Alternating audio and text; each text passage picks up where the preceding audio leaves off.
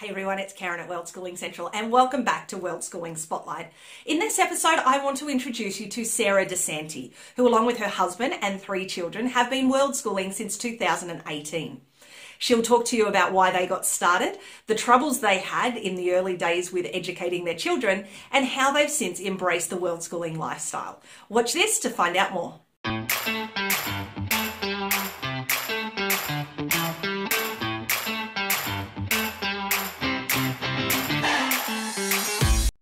In 2010, Sarah De Santi and her family relocated from Italy to the United States. Tired of working too hard, they wanted more from life. So for 8 years, they enjoyed life in the US. The kids were busy with activities and both parents had wonderful jobs until one day they realised that once again they were all working too hard and craved more time together as a family. So in 2018, they left the United States for a 12-month worldschooling adventure. As time went by, they fell in love with the worldschooling lifestyle, and at the end of 12 months, they decided to keep going. Like many families, they struggled with negativity from friends and family around them, but were passionate about living their best lives. Initially, they planned to school their children with a curriculum, but quickly discovered that carrying heavy books and doing classwork every day wasn't fun for anyone. So today they have embraced worldschooling and learning through adventure. Sarah has a unique outlook on her worldschooling life and loves to share their travels, so let's meet her now. We are from Italy. We've been there since up till 2010. Then we sold everything, my husband and I, and our 2 very young children, and we moved to the States for 8 years. Then after 8 years, we were done with the States and sold everything again and decided to travel the world.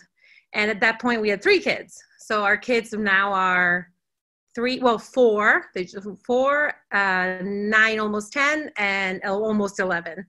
So when did you start worldschooling?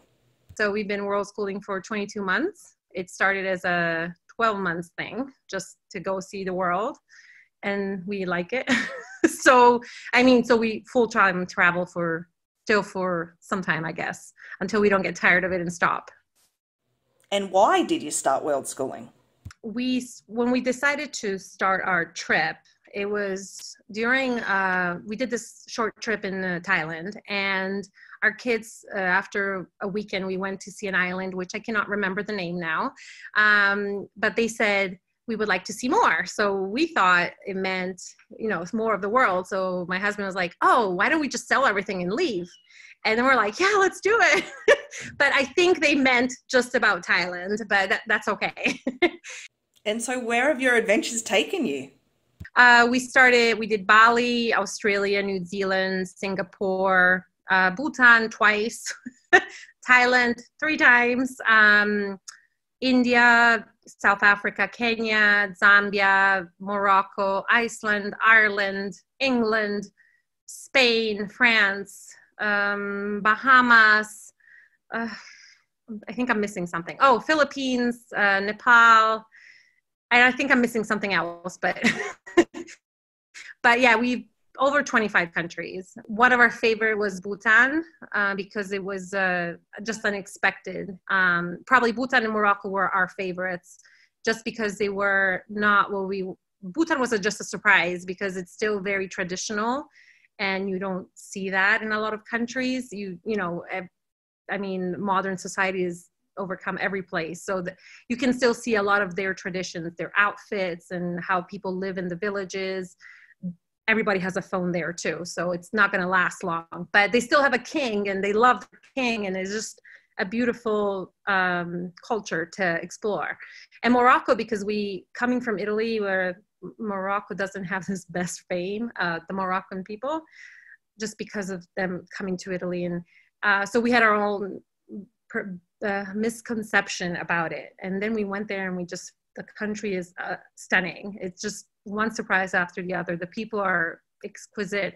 So we're like, so you grow up thinking the wrong things about places, and this gives us the opportunity to overcome all our misconception about countries and communities and people.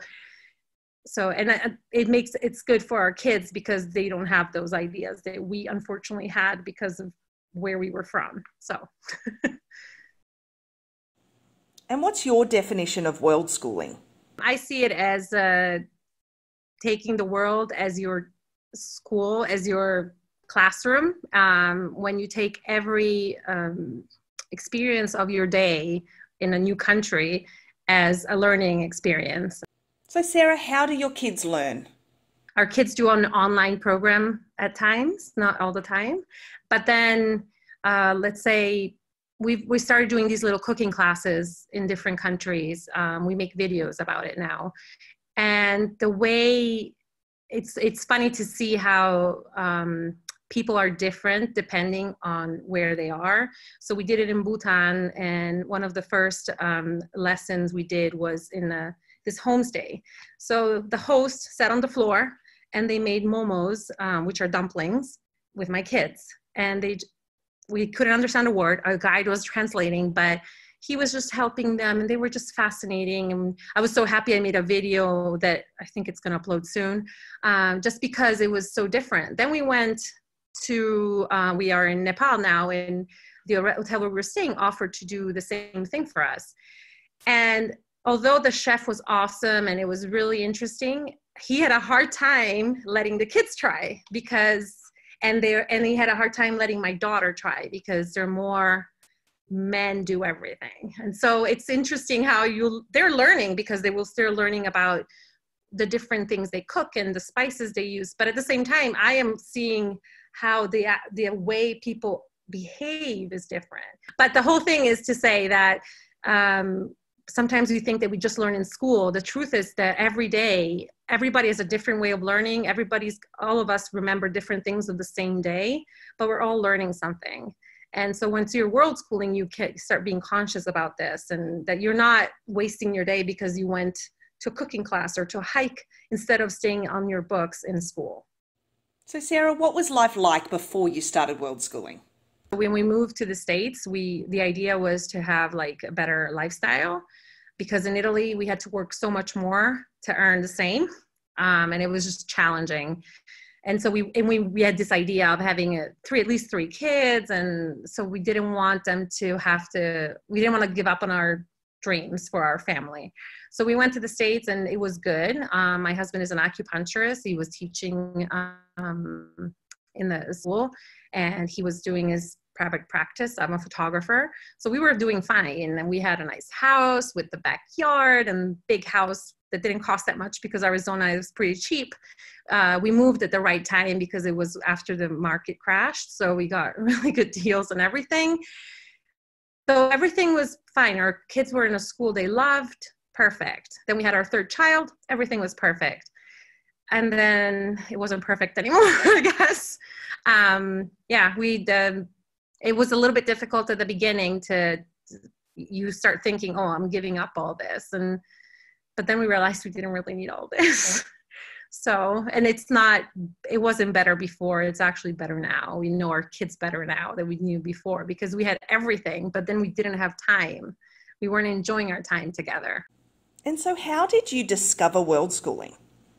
I don't remember when I started. I was on a Facebook thing. I was looking up stuff for homeschooling, I guess. I don't even remember. And I stumbled on this Worldschooling page. And so I started looking up questions, and because we had started planning our trip, I would ask like probably dumb questions, but there was always somebody willing to answer. So before you started, what questions or fears did you have about world schooling? At the beginning, because it was just a one-year thing, it was really technical questions like, how much should I stay in this country? Or I don't even remember, like basic questions like, does Australia have some different connection? And I don't know, all these like little stupid questions. And at the time that, anyway, I would always ask in that page. But at the time, those were my basic questions. Then once we were in and we started, it was more like, well, the big question was, how do you school your kids now how do you do this? Because clearly what we're doing is not working. We're fighting every day. And so, I was very insecure at the beginning about the timing of how long should we stay in one country or another one? How much should we see? I think we were more reasoning like tourists than like travelers. And so the need to kind of squeeze in as much as we could because we thought it was a 1-year thing. And so we didn't want to miss out on anything. So we probably squeezed too many countries in and we didn't enjoy them the fullest. But yeah, the main questions were like technical and planes and those kind of things. So when you were first getting started, what were your initial plans for educating your children? We started because everybody has a family behind you that says, oh, your kids, you're going to ruin them. Oh, they're out of school. They're going to be behind. And so to make everybody feel comfortable, we decided, and one of the teachers at the school offered to kind of check in on them every few weeks. And so she gave us the books from the school for their next year. And so we just left and took a few weeks off because when we left, there was summer vacation. And so basically when we were in Bali, we just enjoyed it. And then we went to Australia and the torture started because we had to start doing some schooling. And so we had these books and we would open these books and start following the book. But then we found out from our kids that basically they didn't really do everything in the book. They kind of went from there and did other stuff. And so we weren't sure what to do because, and I just felt that it was not going to be, they kept on comparing school, but at school we did this and at school we did that. And I'm like, but we're not at school anymore. We're doing this thing and we can't, and we didn't even think about the concept of unschooling. So for us, because we had this guilt from our parents that we have to do, make sure that they're learning because of what's going to happen. And did those plans change as you traveled more? One night we were 2 months in our trip and we were struggling with the homeschooling thing. We were having huge fights every day. Our kids were frustrated because we didn't get it, because we didn't understand how they were learning with their books. We had horrible Wi-Fi because we were not prepared and we didn't know that you can buy those mobile Wi-Fi things and buy your SIM card. And yeah, we had no clue. Some things you just learn as you travel. And so we were relying on the Wi-Fi from the different campus sites, which is awful. It's like horrible. We would park outside of a grocery store and use their Wi-Fi and so it was really challenging. And then there was going to be a teacher that was going to kind of help us and she disappeared. And so we're like, oh my gosh, how do we do this? And I was really in a crisis. And so I'm like, let me just write in this group and see what they say. And it was like 1 million responses in 20 minutes. And I was like, oh, I didn't even have enough Wi-Fi to read them because it wasn't working.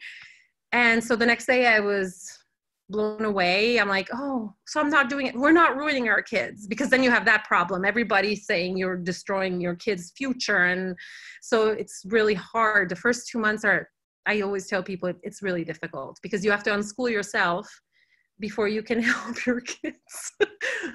And so from there, I'm like, okay, we need to understand this better. And we're hooked. We're like, oh, okay, now we get it and we can do it. Could you tell us some of your favorite tools that you use to support your kids' learning? I started using Khan Academy for the math and spelling vocabulary for the English. But then after a while, it was nice. My son likes Khan Academy. My daughter, not as, it's a little too technical for her. She's more like, she needs more of like the little cartoonish thing. She gets that more. So they have different ways of learning. So then I thought maybe we should find something that has everything in it. So the math, so it's the same style. And a few months after, someone posted about Time for Learning, which is a website, it's not an app. And we did that. Now we're kind of doing that. But I think now we have to change again because we've been traveling a lot and we've been seeing a lot of things, so we didn't really have the time every day to do homework, although they're still doing plenty.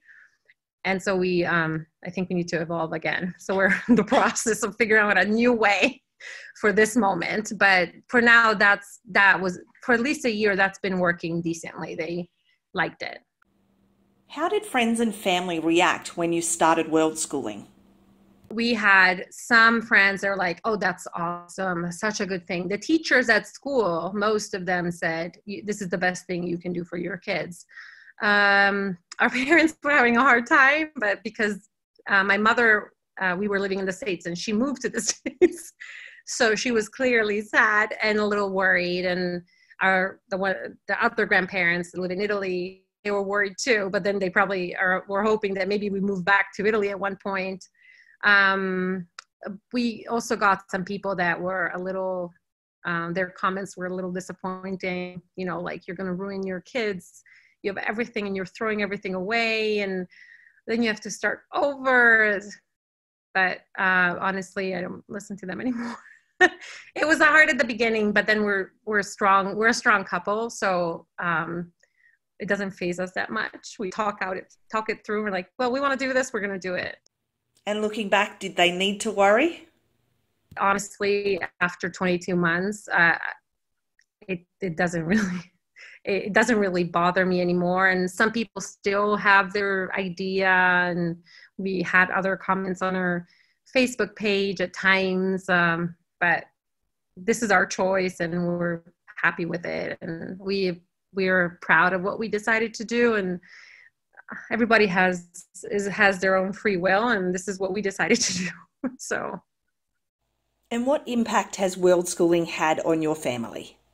We realized how, everybody was so busy doing their activities. They would go to school all day. Then they would get out of school and they had gym, and then they had swimming, and then they had dance.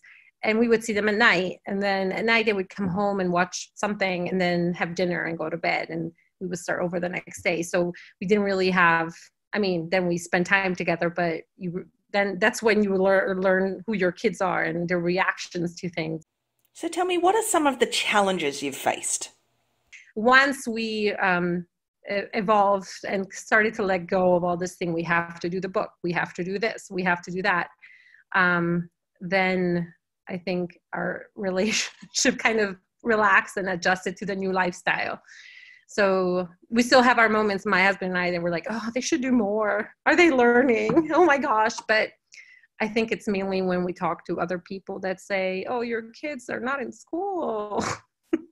Otherwise, we see that they're learning. My son used to hate reading, and now he doesn't want to read books that are shorter than 300 or 400 pages. He read Harry Potter, like the longest, which is 800 pages in 3 days. So I am not concerned of him. So tell me, what does a normal Worldschooling day look like for you guys? So the average day right now is in the past, let's say 5 weeks, we have been on, let's say, tours. You can't visit Bhutan without a guide and a driver. So we were on a tour. Although because we had already been there, it was we were more into like learning more about the communities, the villages, the people, but we were still on the tour. So we still had a schedule and we had to eat. And so we didn't do any of our time for learning. We just did what we had to do that day. But before that, we were in Thailand and the Philippines. Philippines was a little bit more challenging because it was harder to be in an Airbnb, but we get up whenever, which is usually 8. And our idea is to try to do some of the website, the time for learning. We just asked them an hour because kids, their attention for learning is 20 minutes. And so it's no point staying 3 hours on it. So we asked them an hour, and then sometimes it's a little bit longer, sometimes it isn't. And then we go out. So we never go out before 11:30. And we maybe go out with the idea, I don't know, like when we were in Thailand, we knew there was a long neck community, and we said, let's go see them. And so we just went there, and we don't really make a plan. We just got there and just walked around, and then we'll see, maybe we find something else and we do something else. But then sometimes there's some things you have to do early in the morning. So then our plan changes, or we skip the time for learning and we just do that thing because we're going to do something. Like the other day we took a plane and we went to Mount Everest. So we got up at 4:45. So that after that, our day was screwed up because we were so sleepy that we're not going to force anything else. I think that was enough of an experience. We try not to be touristy that much. So if there is something that's worth seeing, we're going to go and see it. But we're not going to go crazy about it. If we can manage it, we do it. Otherwise, it's fine. It's better to be in the place and kind of have a feel of the people that live there and just what they eat and all that kind of stuff. And we love grocery stores because it's so fascinating. So yeah, that's kind of our day. Okay, so now the big question. What does it cost to World School? We have come to the realization that it has been cheaper traveling than staying in the States. We lived in Arizona, so it wasn't the most expensive part of America. But it's just first of all, just the cost of things. You know, you go to the doctor. We didn't have health insurance because it was crazy, ridiculously expensive, and we're all healthy. So we would just pay out of pocket when we had to go. We just went to the checkup for the kids every year. We didn't do anything else. But a couple of times at the beginning, we had insurance. And although we had insurance, they kept on sending us bills like we didn't. And it was such a struggle and it was ridiculous. So anyway, other than that, but if you put that in the mixture of everything you're paying, it's a lot of money every month. So not having all these costs, or like our kids went to gymnastics and to dance. And then the school we didn't pay for school, but still you had all kind of little things. And then just the main thing is that you just spend money because that's a country where you just spend money. You always want something more. And although when we moved from Italy, we were like, oh, we're not going to do this and we're not going to do that. We're not that kind of people. You end up being that kind of people because you're bored, because you have everything and you don't know what to do. And so you're like, oh, let's just go for a walk to Walmart or Target. And you end up coming home with bags full of stuff that you don't need. So that's a lot of money that you save, because we buy clothes when they rip and when they completely stained. And sometimes we go crazy a little bit, but then we're like, oh, the suitcase weighs too much. And so we ship it to my mother.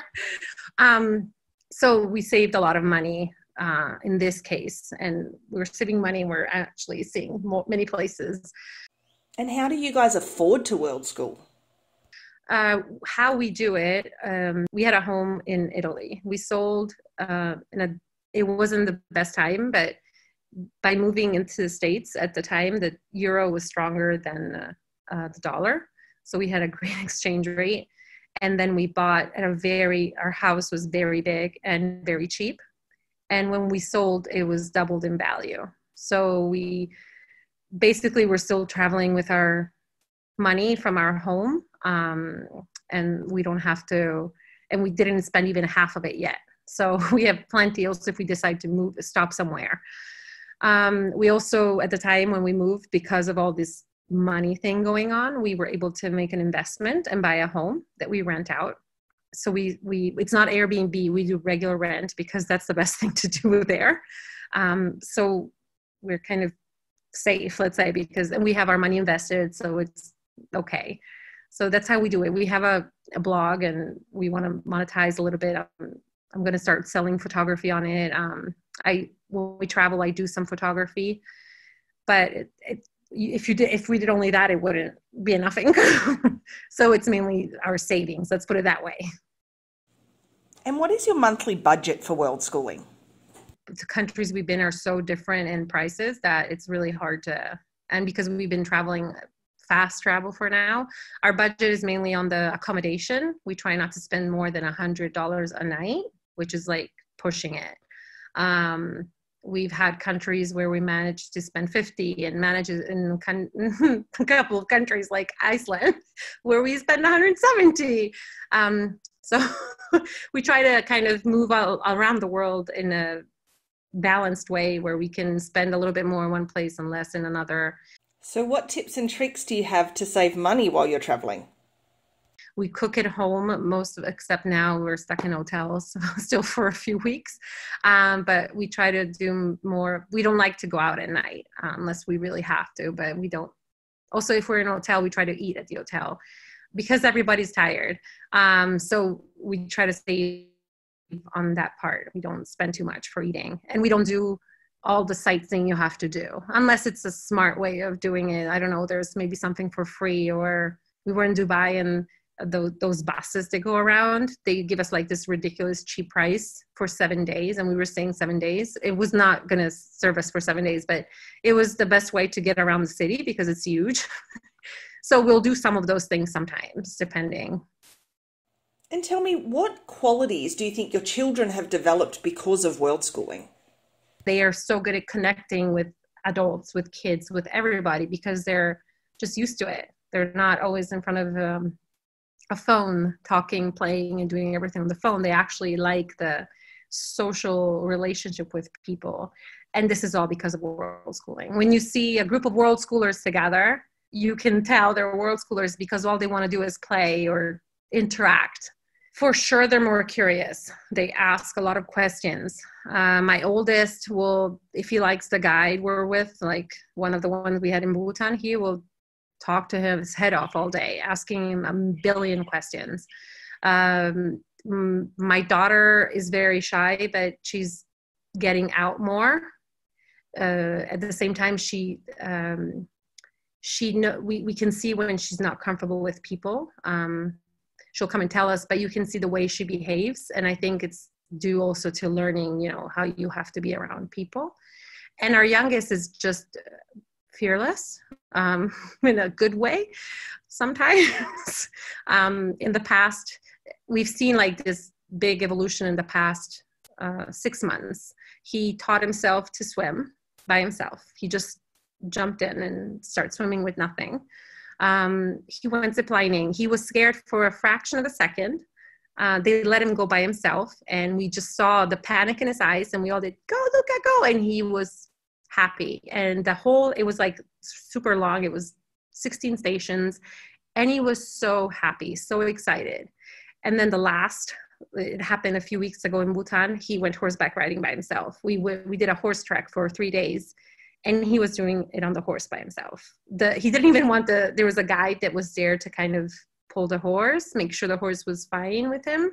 He said, no, by myself. And he did it. So all of them are more open to experiences, but it's kind of mind-blowing when you see a 3-year-old that just turned 4, and you realize that he's that young and he's already used to doing these things, and he's just curious. But then he knows his limits. He doesn't care if, like, our kids started doing surf, he couldn't care less. He doesn't want to get on it. So they know what is for them and what not really. But they are all more open to experimenting new things. They weren't this way before. And looking back, what do you know now that you wish you'd known when you first started? Instead of wasting time carrying around 4 books that weighed a ton for 3 months, we could have just started off right away. Maybe started off before. Maybe just started, finding one of these online programs like the one we're using now and just having them play with it. So it would have been more natural, the evolution. Technical things like buy a SIM card in every country because it's so convenient. Because I don't know what we were thinking, and we never asked. We just and me and my husband had these huge fights in Australia because of the horrible Wi-Fi, and he refused to make me buy the connection amount they gave you for the place we were staying. It's like, that's stupid. Why would you spend that money? Like, because I can't use the Wi-Fi. But if at the time I'd known that they have these little portable things that you carry around. So now when we arrive in a new country, we buy 2 SIM cards, one for the phone and one for a little thingy. So now we are all connected all the time. There's no problems. Sometimes it's not very good anyway. Philippines wasn't the best, but a little bit less stressful. So what's next in your world schooling adventures? We want to at least travel for another full-time, not fast travel. We wanted to slow down a little bit, but still, let's say around for at least another probably year. Then there was a half idea of getting a camper van back in the States and travel around the States on the camper van. Or get one into Europe and travel around Europe. So we don't want to stop. But we are 5 and we have to listen to our kids. And for now, our kids are excited. Now they like the idea of the camper van because it makes them feel like they have a place they don't have to change too often. But then we also like the idea of a house because you have a little more space. So maybe stay, 3 months in one house in one country and then go move on to the next country for another 3 months. So we have these 2 ideas, but we don't know which one yet. And Sarah, where can we find you and follow you online? We have a blog. It's called the5worldexplorers.com. We started it with the idea of give people inspiration to kind of go out and explore. We're on the road all the time, so I post as much as I can. I try to have photos of every place we've been to, and I post at least 2 or 3 blog posts a month. On social media, since we started, we've been posting daily, at least 1 photo. It's never 1, it's always a million. A photo a day of where we are and something we're experiencing. And then now we had a YouTube channel, but because I do all this stuff. So I couldn't handle that too. But now I think the first year it was kind of our experience. So I shared pictures, but then let's say the more emotional part and the talking, we kept it to ourselves. Now we feel like we need to share that too. So we have a YouTube channel, but we have been posting twice a week. We've been to Philippines, so there's a lot of the Philippines. We've been to Bhutan, there's a lot of Bhutan, and now we're starting Nepal. So since the beginning of the year, we've been videoing stuff and we post it as much as we can. And it's all like homemade. So I think it's authentic. It's not like the super fancy dancy thing, but at least it's telling you about what we experience and hoping that it's a way for people to maybe get inspired to go and do something. And finally, what would you say to someone who is considering world schooling? I would say that if you're thinking about it, you're already doing it. Or at least that's how when me and my husband started talking about something, like, oh, that could be interesting, it's going to happen. It's always been like that. And I think that if you put your head in it, it means a part of you is already there. There's so many, the thing we always tell people, we had a few interviews, when they tell us, oh, but we don't have the money, or there's so many different ways of traveling that you don't need to have millions to travel the world. And you don't need to travel the world. You can just travel your country. A lot of people have never been to visit their own country. I mean, moving around and exploring, and in that case, then world schooling, because you could take your kids out of school usually when you do that kind of thing. You're still learning anywhere you are. So, for example, you can do house sitting. So you're not spending for the accommodation. You can travel in low seasons or find a cheap flights. And when we started, we booked all our flights, like one country close to the other, so we didn't have to do that many long flights. So in 1 year, we did all like shorter flights. Then we had one long one because we went back to the States for a few months, but it was less stressful, cheaper, and we saw plenty. It's a huge country. There's so many countries next door that you can go explore. So it's not impossible. And we thought it was, when we start talking about it, we're like, this is crazy. I mean, how do you do it? But then you just go and do it. To follow Sarah and her family, visit the5worldexplorers.com or click on the link below the video. If you'd like to be featured on World Schooling Spotlight, visit www.worldschooling.central.com.